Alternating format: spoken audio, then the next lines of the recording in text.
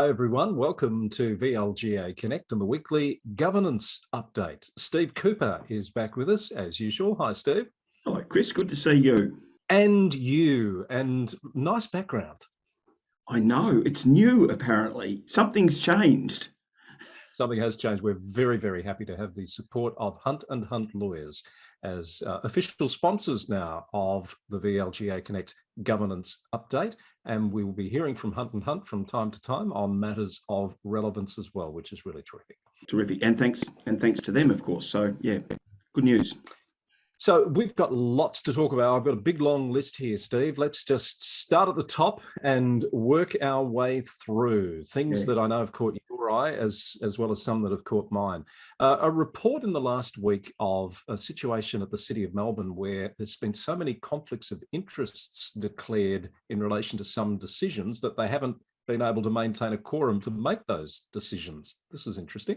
I thought apparently the report in The Age, I believe, sort of said they had record numbers of matters where councillors had to absent themselves from the chamber due to various conflicts of interest, but some of which include donations and associations with applicants for planning permits and so on, Chris.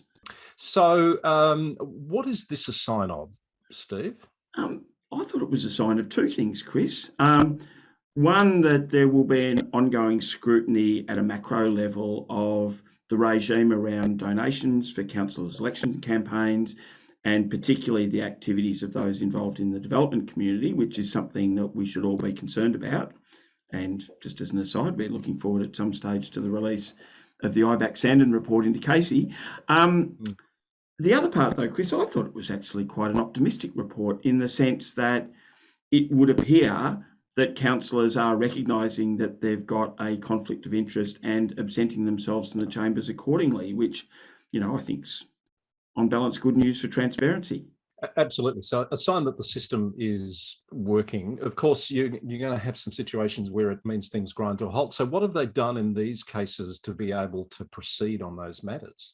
I think there was certainly a matter that had to be referred to a committee which comprised the four councillors who were left who didn't have a conflict of interest in the matter, and that, in fact, the details of those conflicts I'm not sure about. And that's not the first time a councillor has had to do that. I think the Moonee Valley City Council found themselves in a similar situation a couple of years ago, Chris. It's a very practical solution by the sounds of that. Absolutely. There's one other issue that's probably worth marking too on that one, Chris, and that's, of course, that not only has the regime under the Local Government Act 2020 been changed to that more simplified model of a material and a general conflict, which requires a whole lot more interpretation from councillors. But the other big risk, of course, for any councillor or officer with a conflict of interest is to absent themselves from the decision-making process. So once a councillor, for example, has a conflict of interest, important not to engage in discussions on the issue with council officers or their council colleagues. And potentially leave the chamber before any decision is made. Oh, definitely. You wouldn't stay in the chamber, Chris, during discussion of the matters, and there's ample opportunity in council meetings to deal with those things. All right, so that was an interesting one. I noticed a piece from our friends at Hunt and Hunt Lawyers that was published also in the last week or so around the effects of social media on the last elections that happened in Victoria. I think they've gone a little bit deeper to pick up on some of the themes that have come out of the inspectorate's reporting of how those elections transpired. They have, Chris, and look, I would think we can put that again on our socials if anyone's looking for that. But the couple of issues that I picked up on there is they certainly go into a little bit of detail around misleading and deceptive conduct, and also around bullying and harassment associated with social media. It's probably useful to have that one out there for reading. Interesting, of course, that there is an election coming up in the South Gippsland Shire to mark the return of democracy to South Gippsland. And it will be very interesting, and I think it would be good for you and I to come back to this topic sort of post that South Gippsland election and see if anything's changed, because there have certainly been concerns around social media, particularly at that time, and particularly in a way that is gendered in its impact. So that election's next month. Western Australian council elections are next month. New South Wales council elections are in December. Northern Territory council elections were last weekend. It'll be interesting to see whether there's any info coming out of those other jurisdictions, because I suspect this is a universal issue. Oh, nothing's unique in this particular topic, is it, Chris? I think these are parts of much wider trends. So let's keep an eye on what feedback we get from those jurisdictions as well. And nice research by you. I read up on this stuff a little bit, Steve. It also reminds me that I have issued a special edition of the Local Government News Roundup talking about the Australian Local Government Women's Association's push to get pledges of respect signed by candidates going into elections. And there's some councils in New South Wales that are insisting on candidates doing that at the moment, which I think is a great initiative. Again, the jury is going to be out on what sort of change it brings about. Yeah, and Chris, we touched last week on the fact that the minister has announced that the appointment's been made for PricewaterhouseCoopers and a couple of academics to do that review into culture in local government. And can I just take the opportunity also to send out good wishes, which I know on behalf of you and the wider VLGA, to Minister Sean Lean, who's taken a month off because he's unwell. And Minister Lean's announced that he's not expecting long-term consequences from his condition, but in fact, getting radiation therapy is pretty debilitating. And I think for someone to concentrate on their own well-being is a good thing. Oh, I couldn't agree more, Steve, and absolutely we send all of our best wishes to Minister Lean. So for those who haven't caught up with that news, he's had radiation treatment for skin cancers on the shoulder and the chest, I believe it was. And it's basically, if I can put it this way, it's knocked him around a bit, as you would expect. He said in his statement it was making it a bit difficult to fulfil his responsibilities. So I think all credit for recognising that, taking the time to deal with it, and we do wish him a speedy recovery and hope to have him back very, very soon. Absolutely, Chris, and good luck and good wishes to Mary Ann Thomas, who will be filling the role as Acting Minister for Local Government for the next 3.5 weeks. And Suburban Development, and also to Luke Donnellan, who's Acting Minister for Veterans. Now, we didn't actually have that on the list, so let's go back to the official list here. Brisbane and dangerous birds. This is a terrible story. A 5-month-old baby killed, just tragic, in an incident where the mum was trying to avoid a swooping magpie. This has led to Brisbane bringing in an independent agency, I think it was KPMG, to review its management policies in relation to dangerous birds. And we've had the outcome of that this week.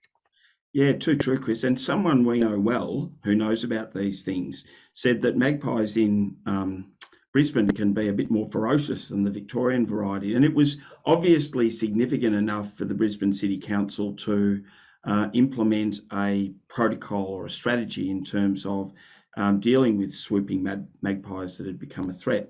Now, in some ways, that's a matter for councils to consider in terms of how they manage parks, what they do with those issues.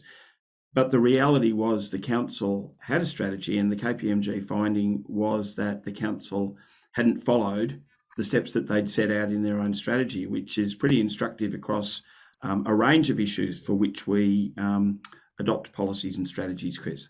Yes, I think it found there'd been 5 reports in relation to this particular bird. So therefore, the finding that the council could have been more proactive in dealing with that.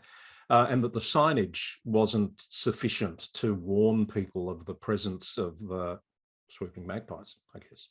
Yeah, and I'm reminded of some words, and I don't want to verbal our good friend Ian McCormick from Canada, who talks about wise practice rather than best practice. And the bit that's useful for me here is that sometimes when you're adopting policy, there's a tendency to look out and say, well, what is best practice? But the reality is what's important is what are you as an organisation capable of doing? And there's no point, and I'm not saying that Brisbane did, but in terms of any of our policies or strategies, certainly for the community, is that we adopt what we are capable of delivering on, or that we take steps to ensure that we're capable of delivering on whatever it is that we adopt. Steve, this sort of reminds me, as we get through the implementation phase of Local Government Act 2020, there's a bunch of policy work that's becoming due at the end of this year, I think. I think that's right, Chris. And I mean, councils are reporting a significant workload in relation to those policies. I'd be expecting Local Government Victoria in the near future to write to CEOs on this topic. But I guess the heads up I'd give is a really good starting point is to work out, what work are you capable of getting done? What can you adopt that is meaningful for your organisation? And I know a number of councils are thinking at the moment in terms of procurement policy that they'll make minimal changes at the moment, but certainly with an eye to improvement over coming years. And I'm reminded too, I think it was you that told me, there's a number of fact sheets about to drop from LGV2 on some related matters. Yeah, all of those land information things, Chris, they've sort of been mentioned. I've got to say it's only in the last week that I've got round to reading them. But if I can just check my list, things like carrying out works on land, unpaid money. You know how councils sometimes order people to slash their grass and then go out and do it for them and charge them accordingly. Notices of acquisition, because purchasers of property are meant to tell the council within 30 days. And land information certificates. So those fact sheets are going to drop imminently. And what will be important to know is that, of course, the relevant provisions are going to need to be changed on various documentation, and certainly err on the side of checking. But substantially, those various provisions in the 2020 Act are similar to the regime under the 1989 Act as well. Okay, to some news items that are front and centre at the moment. There's been a parliamentary inquiry into that ongoing matter in relation to food services at the city of Dandenong and the company iCook. This is sub judice, so we've got to be careful what we say, and we're not interested in drawing any conclusions, of course, but some well-reported testimony occurred this week at the parliamentary inquiry. Some widely different testimony, Chris. So let's go back a step. There has been a parliamentary inquiry, and both iCook Foods, I've said both, and I'm going to go to three.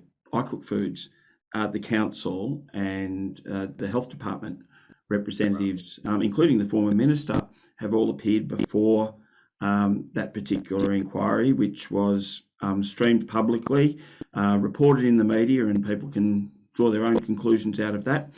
The sub judice part is that iCook have also launched a Supreme Court action against those parties, and I noticed they've recently added the food safety auditor to that Supreme Court action. I don't think his or her honour is going to be influenced by anything we say, but it's a nice practice. We'll probably wait and see with a great deal of interest, because the implications of the various findings, whichever way they go, will be significant to councils in terms of I guess the enforcement and compliance roles that we perform.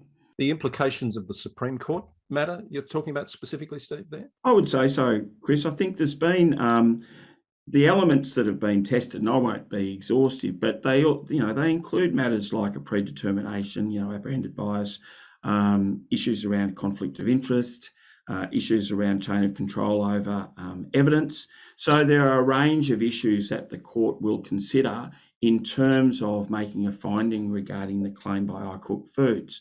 And I think councils would be wise to, and I'm sure our friends at Hunt & Hunt and other lawyers will be making a lot of public commentary at that time.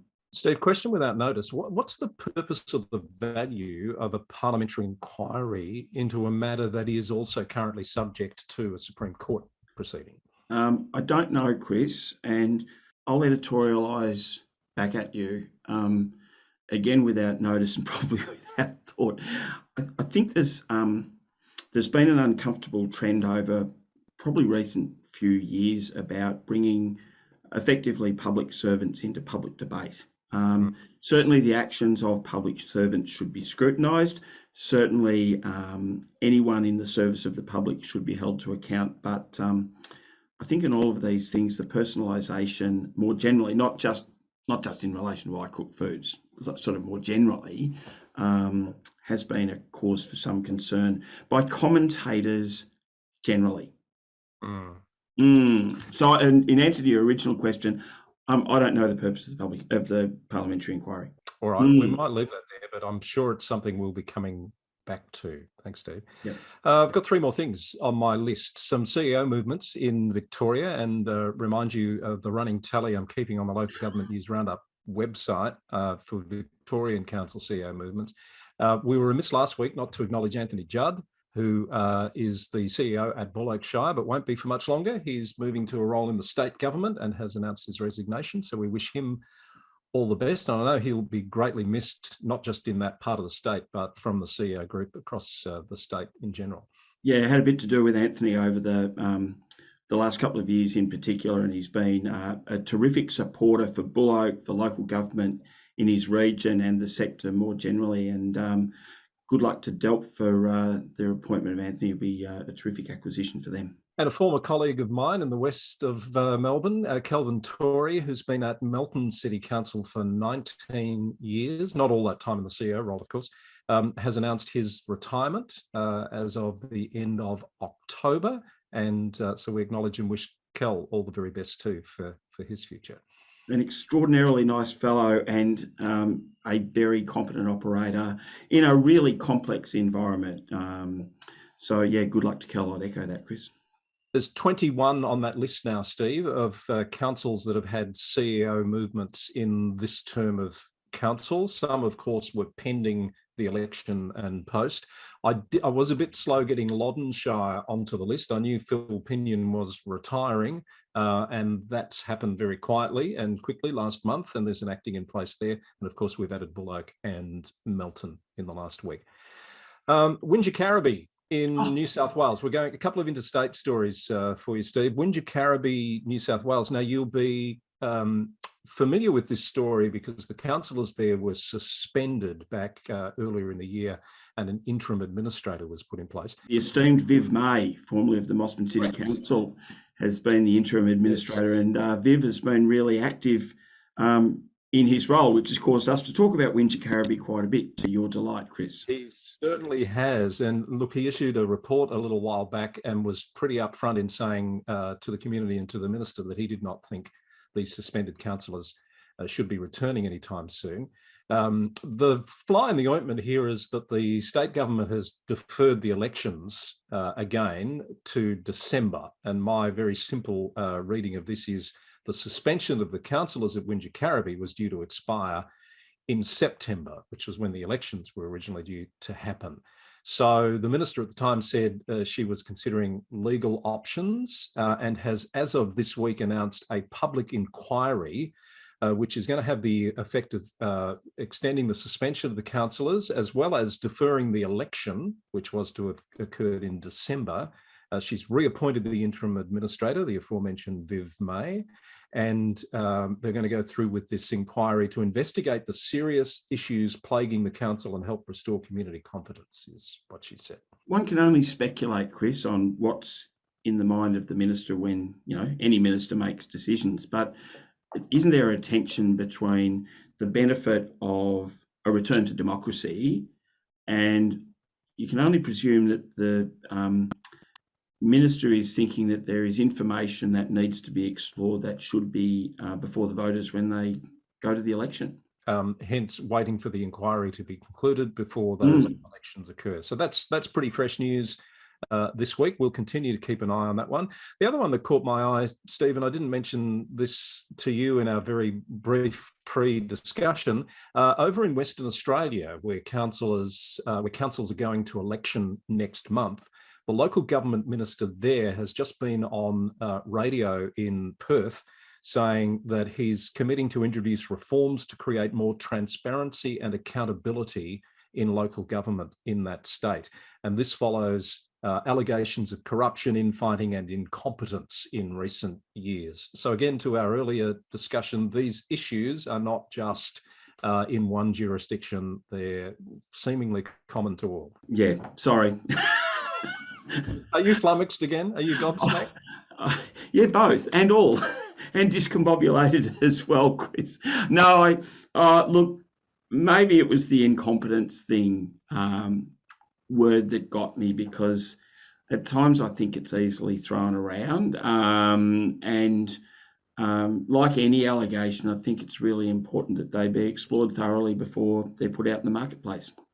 So I'll read you the minister's quote: developing a package of reforms about greater financial and transparency, but also more effective regulation, early intervention, creating a better culture in local government and increasing accountability through a range of mechanisms. So that could all mean anything. But yeah, but it does appear the culture is under the microscope in that state as well.